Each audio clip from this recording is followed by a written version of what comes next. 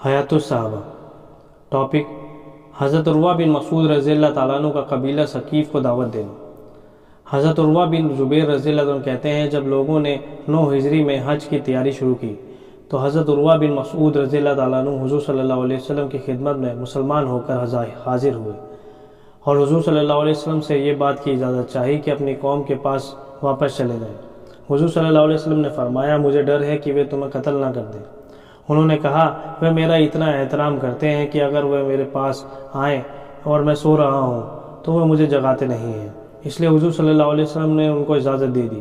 وہ مسلمان ہو کر اپنی قوم کے پاس واپس عشاء تک پہنچے۔ سارا قبیلہ انہیں سلام کرنے آیا۔ انہوں نے ان سب کو اسلام کی دعوت دی۔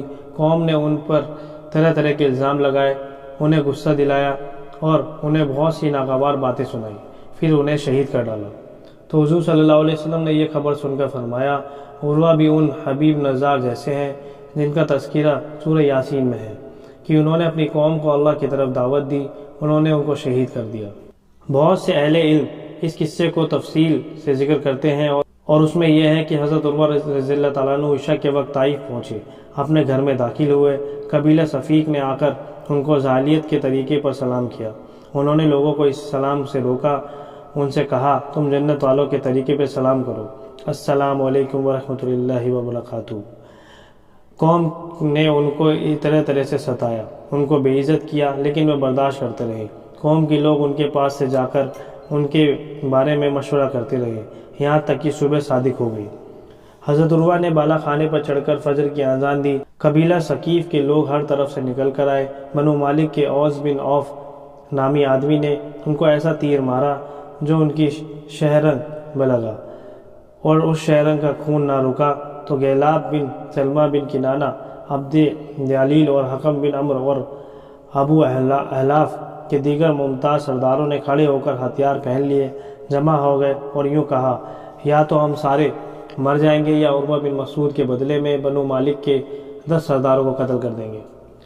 حضرت عروہ بن مسعود نے جب یہ منظر دیکھا تو کہا، میری وجہ سے تم کسی کو قتل نہ کرو، میں نے اپنا خون اپنے قاتل کو اس لیے معاف کر دیا تاکہ اس سے تمہاری صلح باقی رہے۔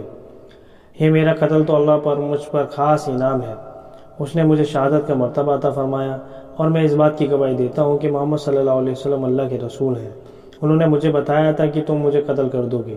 پھر انہوں نے اپنے خاندان والوں کو بلا کر کہا، جب میں مر جاؤں تو مجھے ان شہیدوں کے ساتھ دفن کرنا جو حضور صلی اللہ علیہ وسلم کے ساتھ تمہارے یہاں سے جانے سے پہلے شہید ہوئے۔ پھر ان کا انتقال ہو گیا، ان کے خاندان والوں نے ان کو انہی شہید صحابہ کے ساتھ دفن کیا۔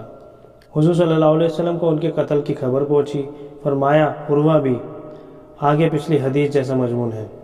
قبیلہ ثقیف کے مسلمان ہونے کا قصہ پہلے حضور صلی اللہ علیہ وسلم کے ان اخلاق و اعمال قصوں میں گزر چکا ہے جن کی وجہ سے لوگوں کو ہدایت ملتی تھی۔